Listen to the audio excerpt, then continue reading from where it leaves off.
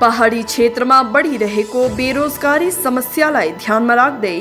राज्य सरकार अनि क्षेत्रीय प्रशासनले रोजगारको पहल चाल्नुपर्ने Congress party Kalimpong town committee अध्यक्ष एसके सिन्हाले माग गरेका छन्। उनले यस अवधि बेरोजगार युवावर्गलाई जबसम्म रोजगार प्रदान हुँदैन तबसम्मको निम्ति 7,500 रुपियाँ गरेर मासिक प्रदान गरिनुपर्ने पनि माग गरेका छन्। कालिम्पोंग डिस्ट्रिक्ट हिल कांग्रेस के तरफ से आज हम लोग एक प्रेस कॉन्फ्रेंस के जरिए कालिम्पोंग जिला, दार्जिलिंग जिला और ट्राई और डुअर्स में जो बेरोजगारी की समस्या है उसी संदर्भ में हम लोग एक प्रेस कॉन्फ्रेंस कर रहे हैं।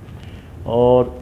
ये जो समस्या है, बेरोजगारी की समस्या, ये दिन प्रतिदिन बढ़ते जा रही है। इसी को देखते हुए हम लोग टीवी चैनल के माध्यम से और पत्र पत्रिका के माध्यम से अपने क्षेत्र के जनता को बताना चाहते हैं कि हमारे यहाँ जो बेरोजगारी है ये समस्या एकदम कठिन दौर से गुजर रही है। और हमारी मांग है कि इस विषय में राज्य सरकार और क्षेत्रीय प्रशासन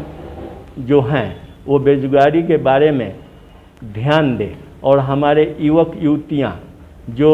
यहाँ तो रोज़गार है नहीं, तो वो लोग जो बाहर जाके प्राइवेट कंपनी सेक्टर वगैरह में काम कर रहे थे, महामारी होने के कारण उन सबको लौट के घर आना पड़ा है और वो लोग आके यहाँ सब बेरोज़गार हो गए हैं और उन लोगों को परिवार चलाने के लिए बहुत बड़ी समस्या आ रही है। इसलिए हमारी कांग्रेस पार्टी की बहुत पहले से मांग थी कि जो भी माइग्रेंट लेबर वगैरह या जो भी बेरोज़गार हैं उनको जब तक उनको काम नहीं मिलता है तो उनको मंथली कम से कम 7,500 रुपया दिया जाए। अब इस समय हमारे पहाड़ी क्षेत्र में हम लोगों की अर्थव्यवस्था सिर्फ 3 चीज़ों के ऊपर टिकी हुई है, जैसे चाय बागान, पर्यटन और शिक्षा। लेकिन ये तीनों क्षेत्र जो हैं महामारी के कारण अभी बंद पड़ा हुआ है और हमारे यहाँ के युवक युवतियाँ पढ़ाई करने के बाद भी उनको अपने क्षेत्र में काम नहीं है, तो उनको अपना परिवार चलाने के लिए, अपना गुजारा करने के लिए उनको अपने क्षेत्र से बाहर जाना पड़ता है और दूसरे राज्य में जाके वो प्राइवेट सेक्टर में सर्विस करके अपना घर का अपना खर्चा चलाते हैं। लेकिन लॉकडाउन के करते वो लोग भी सब अपना कारोबार छोड़ के पहाड़ में आ गए हैं और यहाँ उन लोगों को काम नहीं है। तो हम लोग राज्य सरकार को और क्षेत्रीय प्रशासन को इस तरफ में हम लोग ध्यान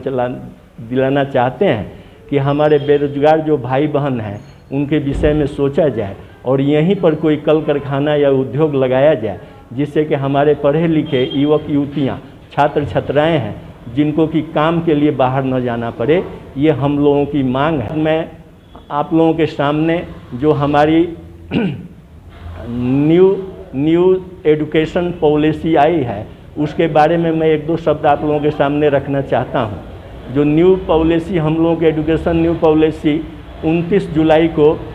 लागू कर दिया गया है, लेकिन इस विषय में कुछ बातें तो ठीक है और कुछ बातें जो हैं वो समझ के परे हैं। जैसे इसमें न्यू शिक्षा नीति में ये है कि क्लास 5 तक पढ़ाई जो होगी वो मदर लैंग्वेज में या तो रीजनल लैंग्वेज में होगी और क्लास 5 तक क्षेत्रीय भाषा में पढ़ाई होगी और उसमें अंग्रेजी वगैरह का पढ़ाई नहीं होगा। जो राज्य है वो अपने राज्य में जो उनकी मातृभाषा है या रीजनल लैंग्वेज है उसी में पढ़ाई होगी। तो इससे क्या होगा कि पढ़ाई में थोड़ा सा वो कमी आएगी, बच्चों में थोड़ा सा मानसिकता की कमी होगी कि हम लोगों को सभी विषय पढ़ने को नहीं मिलता है। इसी तरह से उसमें कुछ बातें तो ठीक है, जैसे स्किल ट्रेनिंग है वो ठीक है, 14 वर्ष के ऊपर के बच्चे स्किल ट्रेनिंग में जा सकते हैं। लेकिन इस विषय में बहुत से जो राज्य हैं, जो भाजपा शासित राज्य हैं, वो इसका फेवर कर रहे हैं और नॉन भाजपा शासित जो राज्य हैं इसका विरोध कर रहे हैं। और ये न्यू पॉलिसी घोषित होने के पहले इस विषय में चर्चा परिचर्चा नहीं हुई। अगर इसको पहले ही चर्चा परिचर्चा करके अगर पास किया जाता तो ज़्यादा बेहतर रहता। अब आपको मैं ऑनलाइन शिक्षा के बारे में 1-2 शब्द कहना चाहता हूँ। ऑनलाइन शिक्षा अभी जो चल रहा है ये तो ठीक है, कोरोना काल में स्कूलें बंद है तो कम से कम बच्चों लोगों को कम से कम ऑनलाइन पढ़ाई का तो सुविधा मिल रहा है। लेकिन हमारे ग्रामीण क्षेत्र में, सुदूर इलाके में नेट वगैरह का ज़्यादा प्रॉब्लम है तो वहाँ पर ये सफलता नहीं मिल रहा है, वहाँ के बच्चे ये ऑनलाइन शिक्षा का लाभ नहीं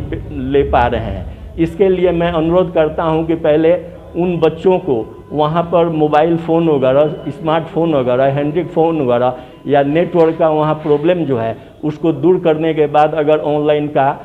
क्लास चलाया जाता तो ज़्यादा बेहतर हो।